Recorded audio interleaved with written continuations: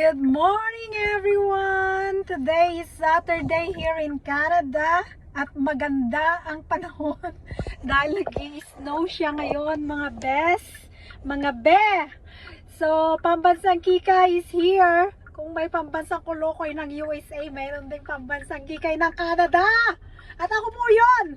Anyways, magdi-deliver po tayo ngayon ng mga anik-anik. Kumikitang kabuhayan pa rin ang inyong ganda, ang inyong lola at ang inyong pambansang kikay. Kaya ito nga po, magde-deliver po ako ng mga yan. Yan. So, wala po akong kasama ngayon para mag-deliver as always. Kasi po, busy po ang buhay-buhay. Kaya yan po. Ang aking gagawin ngayong umaga ay magde-deliver all the way pa sa Kitchener, Cambridge and Waterloo or whatever. At saka mapupunta ulit ako ng Seafood City kasi meron po akong i-meet up doon ulit at saka Mississauga. So yeah, drive ang inyong lola habang nagdi-deliver siya. Gawin po natin ito kasi wala naman po tayong holder. Ano ba yan? Kailan kaya makakabili ang pambansang kikay? Siguro pag nakaluwag-luwag. Kasi sa ngayon, kailangan nating magbayad ng mga utang at mga bills. Canada is like this. Lots of bills, saka lots of debts. Kung wala ka niyan, wala ka dito sa Canada. Alam mo yon. So, nyamot ng tibiyagan na yan. Basta lang na talaga tibiyag tayo ti Canada. Kailangan positive, huminga ng malalim. At saka dapat kung nai-stress ka, isipin mo yung mga bagay na masaya ka, isipin mo yung bagay na nasa beach ka, kung hinihintay mo yung pagbaba ng araw, yun, sunset, oy, sabay, imagine na yan. Anyways, ang buhay dito sa Canada, kailangan mong dumiskarte. Wala akong overtime ngayon, Saturday and Sunday, no overtime. Pero umu-overtime ako on other ways. Sa ibang karaan. Ngayon, magdi-deliver po ako ng copper mass. And yung longganisa, meron pa. Yung longganisa ng kumari ko na pagkasarap-sarap. Shout out kay Miriam. Miriam Gakusan. Gumagawa po siya ng binalonan longganisa. Nasa kain po tayo siya. Kaya for sure, please follow and tingnan nyo po kung ano yung mga binibenta niya, mga longganisang pagkasarap-sarap. May garlic, may sweet hamonado, may tinapa. Well, kaming magkumari madiskarte sa buhay. Kaya mag-meet kami ngayon sa Mississauga. And then, tomorrow is Sunday. So, Sunday, ang ganap ko, okay, magdadrive na ako habang nagsasalita ang inyong pambansang kikay. Sunday po, magluluto ako ng may menu po tomorrow is palabok at saka sisig. Kasi po ang aking sister sa church, shout out kay Sister Joanna. Sis, maraming salamat sa pag-order mo, pero bukas for sure may palabok ka at saka sisig as you requested. Kaya eto, magdadrive muna tayo at nasa traffic light ako.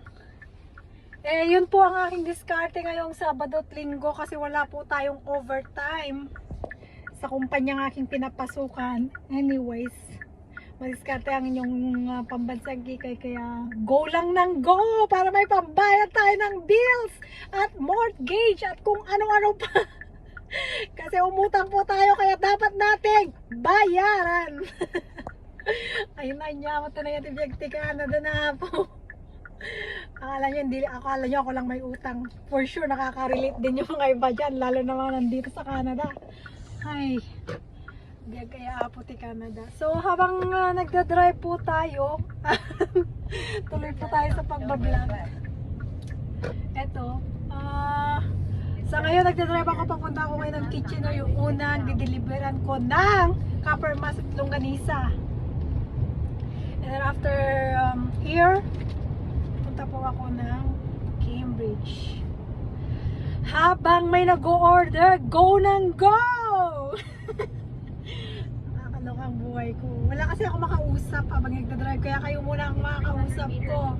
Turn left. And as I see my ay nako, hindi po ako magka-highway papunta ng Kitchener. So I will drive. Papunta ako dito sa back road muna tayo mga boss. Turn left on Highway 6 South. No, I will not go there. O, pati ano na, kinakausap ko na. Pati itong GPS ko kinakausap ko na. Kasi nga po, wala pa akong makausap na iba. Anyway. In 800 meters, turn left. Siguro iniisip ng iba, nasa Canada ako. Oo, maraming pera yan. Maraming mataas ang sweldo sa Canada. Pero sa totoo lang, for sure, for you to know, yes, mataas nga ang sweldo ng Canada. Pero kung ikukumpara mo sa Turn left. Philippine Then peso, turn left. Philippine peso kwarta ti Pilipinas, dakkel. Pero no, sarang ti Canada, dolyaris mo. Kat, pagbayad mo ti balay, pagbayad mo ti danom, pagbayad mo ti kanam, pagbayad mo ti phone bills mo, pagbayad mo internet, ay nyapay ngay. My gosh! Iso nga, kailangan nga dumiskarte ti panagbiag. No, dati balay mo, property tax pa eh. Nyapay nga ti birukan da. Canada kat, kwartamat lang birukan da. My goodness. Anyways, well, habang bata pa tayo at kailangan kumita, kailangan dumiskarte ng dumiskarte. Kaya nang ginagawa ni pambansang kikay. Well, you know why? Bakit ko sinasabing pambansang kikay ako? Kasi mayroong pambansang kulokoy sa USA. So, naisip ko na magandang pangalan yun. So, pambansang kikay in Canada. Oh, di ba? Pangalan pa lang ng Canada, nako, for sure. Right to Wellington Street. Anyway, kidding aside. Eto ngayon, grabe ang istorya. Papakita ko sa inyo habang nagde-drive po 100 ako. meters. Yan. Use the left lane to turn left on Wellington Kasama ko Street. ngayon ang GPS ko, kaya medyo naririnig-rinig nyo po siya ngayon nagsasalita. Turn Ayan, left ayan. on Paisley Road.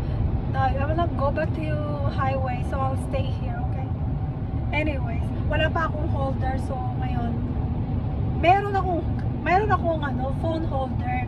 Ang nangyari, gamit po ng mister ko, na kay Marlon, I mean, yung asawa ko, nasa kanya yung holder ko. So, ngayon, hawak-hawak ko. I can drive naman, kaso lang, pag nahuli ako ng pulis, patay tayo dyan. Ay, naku po. O, sige pa, mamaya pa ulit. See you again next time.